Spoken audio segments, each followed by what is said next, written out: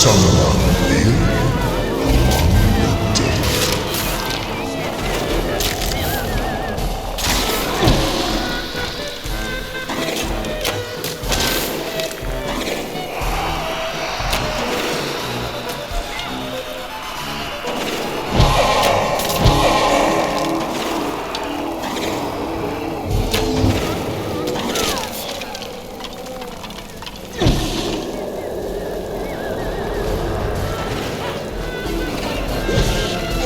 Who dares disturb my rest?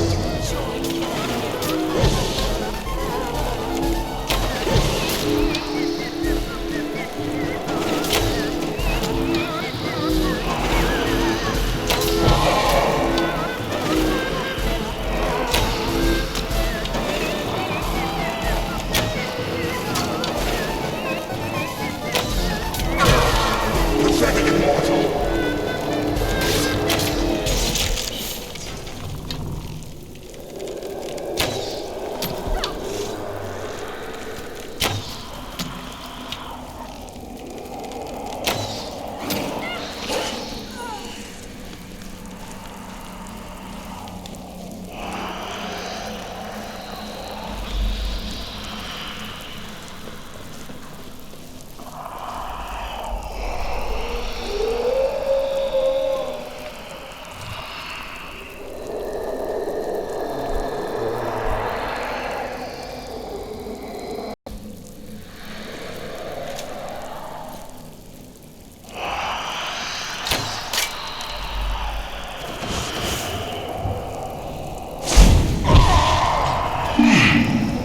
Does someone live among the dead?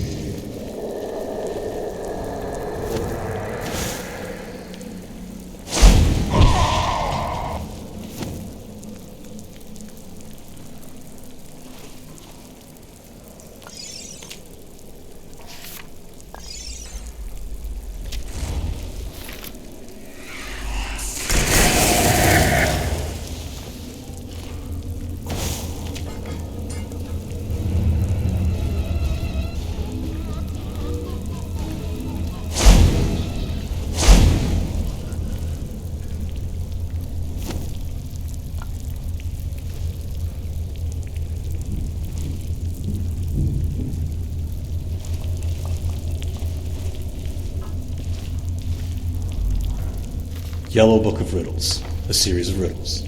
For earnest pleasure and the strengthening of the mind, the author here collects all that he has learned of the art of riddling by dint of diligent study and through years of discourse with others of similar inclination. The posing and puzzling of riddles is a convention of polite, aristocratic Western society. Nobles and social aspirants collect books of riddles and study. The Talos Mistake by Leonora Venetus, Imperial Liaison to the Aldmeri Dominion. Propaganda encouraging acceptance of the ban on the worship of Talos. As citizens of the Empire, all of course are familiar with the deeds of Emperor Tiber Septim, but it is the Emperor's ascent to godhood as Talos that is the subject of this work. Until Tiber Septim's death, there had been but 8 divines: Akatosh, Dibella, Arche, Zenithar, Stendar, Mara, Kinnereth, and Julianos. These gods were and are worshipped throughout the Empire, and while some may have different names in the varying provinces, for example, Akatosh is known as Uriel to the Aldemir, and Arche is sometimes known as Arche, all are recognized and revered by all races and cultures of Tamriel. But when Tiber Septim passed to Aetherius, there came to be a 9th divine, Talos, also called Ysmir, the Dragon of the North. The man who was so loved in life became worshipped in death. Indeed, it can be argued that Talos, the 9th divine, became even more important than the 8th that had preceded him, at least to the humans. For he was a god who was once just a man, and through great deeds actually managed to ascend to godhood. And if one human could achieve such a feat, couldn't it be done again? Couldn't all humans aspire to achieve divinity? So we thought, we humans. We continue to worship Talos and revere him as the ultimate hero god. But that was then, this is now, and now we all know the truth. we were wrong. As citizens of the Empire, we all experienced the horrors of the Great War. And it was not until the signing of the White Gold Concordant, the treaty between the Empire and the Aldmeri Dominion, that we will once again knew peace. One of the most important stipulations of the treaty, as every Imperial citizen is well aware, is that Talos can no longer be worshipped as God. This edict shook the very foundations of the Empire. There were those who rebelled against the law. Indeed, some still do. But the citizens of the Empire must know this. The Emperor did not agree to outlaw the worship of Talos because it was demanded by the Thalmor, the ruling body of the Aldmeri Dominion. The Emperor agreed to outlaw the worship of Talos because it was the right thing to do. Today, the Emperor, indeed the Empire itself, recognizes that allowing the worship of Talos was a mistake. For by doing so, by allowing the worship of Talos as a divine, the Empire actually did its people a great disservice. For this only succeeded in weakening the memory of the man Tiber Septim and his many extraordinary, though mortal, deeds, and pushing people away from the eight divines, the true gods who deserve our love and reverence. And so the Empire admits it was wrong. The Talos mistake will not be repeated. We will find centuries of peace and prosperity with our new Thalmor friends, and continue to share a spirituality that binds together all the cultures and races of Tamriel.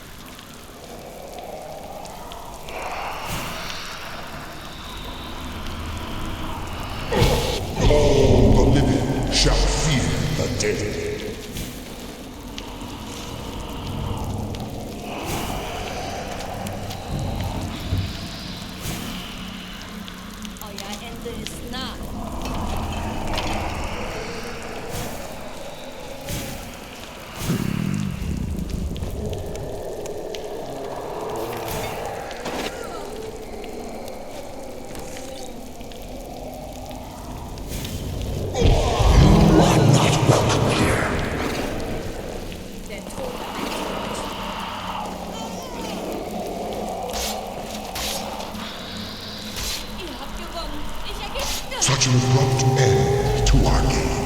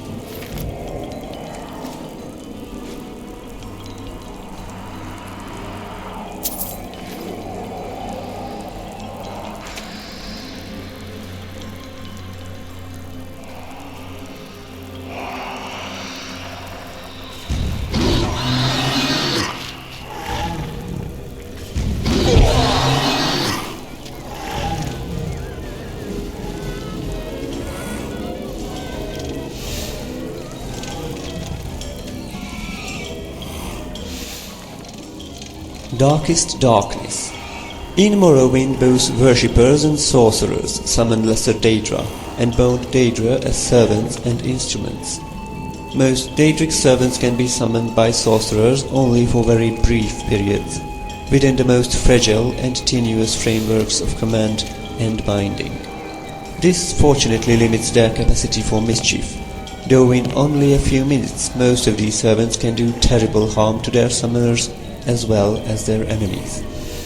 Worshippers may bind other Daedric servants to this plane through rituals and pacts. Such arrangements result in the Daedric servant remaining on this plane indefinitely, or at least until their bodily manifestations on this plane are destroyed, precipitating their supernatural essences back to oblivion. Whenever Daedra are encountered at Daedric ruins or in tombs, they are almost invariably long-term visitors to our plane. Likewise, lesser entities bound by their Daedra lords into weapons and armor may be summoned for brief periods, or may persist indefinitely so long as they are not destroyed and banished. The class of boned weapons and boned armors summoned by temple followers and conjurers are examples of short-term bindings. Daedric artifacts like Mehun's razor and the mask of Clavicus Vile are examples of long-term bindings. The tribunal temple of Morrowind have incorporated the veneration of Daedra as lesser spirits subservient to the immortal Amsivi, the tribune godhead of Almalexia, Sotasil and Vivek. These subordinate Daedra are divided into the good Daedra and the bad Daedra. The good Daedra have willingly submitted to the authority of Amsivi. The bad Daedra are rebels who defy Amsivi, treacherous kin who are most often adversaries than allies. The good Daedra are Boeotia, Azura and Mephala. The Hunger is a powerful and violent lesser Daedra associated with Boeotia, father of plots. A sinuous, long-limbed, long-tailed creature with a beast-skulled head, noted for its paralyzing touch and its ability to disintegrate weapons and armor.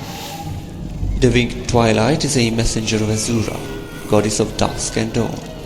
Winged Twilights resemble the feral harpies of the West, though the feminine aspects of the Winged Twilights are more ravishing, and their long, sharp, hooked tails are immeasurably more deadly.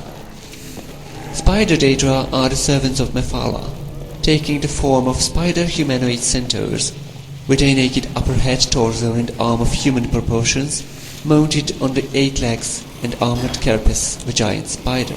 Unfortunately, these Daedra are so fierce and irrational that they cannot be trusted to heed the commands of the spinner. As a consequence, few sorcerers are willing to either summon or bind such creatures in Morrowind. The bad Daedra are Mehun's Dagon, Malakath, Sheogorath and Molag Bal. 3 lesser Daedra are associated with Mehun's Dagon: the agile and pesky Scamp, the ferocious and beast-like Clanfia, and the noble and deadly Drimoran. The crocodile-headed humanoid Daedra called Daedros is a servant of Molag Bal, while the giant but dim-witted Ogrin is a servant of Malakath. Sheogorath's lesser Daedra, the Golden Saint, a half-clothed human female in appearance, is highly resistant to magic and a dangerous spellcaster.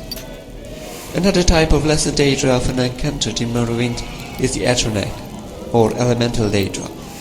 Atronachs have no binding kinship or alignments with the Daedra lords, serving one realm or another at whim, shifting sides according to seduction, compulsion, or opportunity.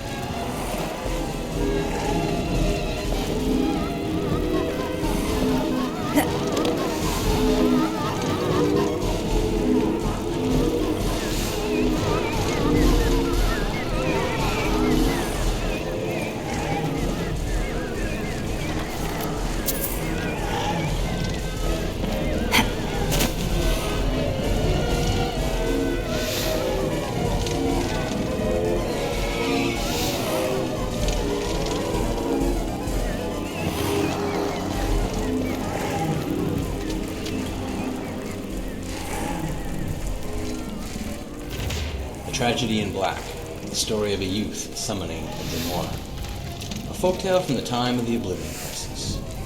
The Dremora looked at the young boy with disdain. He looked to be no more than 17 or 18, barely on the cusp. You have summoned me. Mother says I'm good with spells. Someday, I'm gonna be a wizard. Maybe even archmage. Mother doing magic. She's a wizard. She's an enchanter at the Arcane University. Damn old mystic parents. You shut up! I read the scroll. I get to tell you what to do.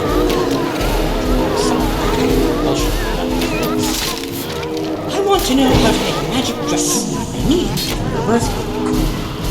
Dramora's answer was no surprise. You have to tell me it's rules. Freed from the previous condition, the Dremora answered. First, I need a soldier. I have one. Will gladly give it to you for some applause. Really? Why do I need it? With a smile, the Dremora handed a dull black gem. It is not enough to cast a spell on any object. First thought, intent, will, and emotion. The soul powers the enchantment. The bigger the soul, the more powerful the enchantment. So how big is the one in this soul gem? Oh, that one is empty. You'll have to fill it. But it can hold the largest of souls easily. Do you know how to do that? No. The young man said sullenly. Let me show you. Cast a spell like this. The tendrils of the soul trap spell spilled from his fingers and surrounded the boy. The young man's eyes were wide. I didn't feel anything. He complained. How about now? Dremora asked, plunging his talons into the youth's ribcage. His heart beat only once before it was pulled from his chest. Quickly, the Dremora snatched back the black soul gem just as the youth died. His soul tried to flee, but it was trapped by the spell and drawn into the gem. Only black soul gems can hold the souls of men and elves. Your mother obviously never told you to accept a freely given gift from the summoned Whorcs. Brace the conjuration, freeing the summoned from the summoned. Now, let's go find your mother. After all, I have another black soul gem.